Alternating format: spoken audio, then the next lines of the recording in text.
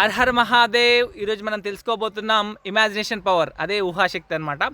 ఏంటంటే మనము ఇప్పుడు మన ఇంట్లో చూసిన బల్బు దగ్గర నుంచి, ఫ్యాన్ దగ్గర నుంచి, మన సైకిల్, ఇవన్నీ కూడా మన ఇమాజినేషన్ పవర్ నుంచి వచ్చినాయి అనమాట. వేరే జంతువులకు మనకు మనుషులకు డిఫరెన్స్ ఏంటంటే వాటికి ఇమాజినేషన్ పవర్ ఉండదు, మనకు ఉంటుంది, అంతే తేడా అనమాట. దీని ద్వారా మనం చాలా సాధించవచ్చు అనమాట. అంటే చాలా బుక్స్లో కానివ్వండి, మనము భగవద్గీత, రామాయణం ఇలాంటి కొన్ని గ్రంథాల్లో కూడా ఇమాజినేషన్ పవర్ గురించి మనకు చెప్పడం జరిగింది.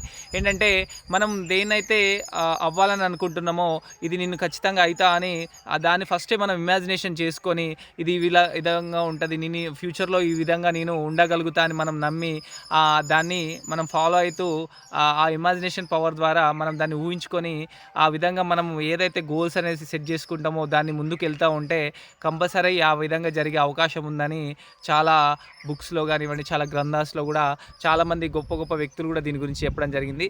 కాబట్టి మీరు కూడా మీ ఇమాజినేషన్ పవర్ తోటి మీరు ఏదైతే అవ్వాలనుకుంటారో దాన్ని ఊహించుకోండి, అలాగే జరుగుతున్నట్టు అనుకోండి. అంటే అది ఎక్కడ కూడా స్ట్రెస్ లాగా ఉండద్దు.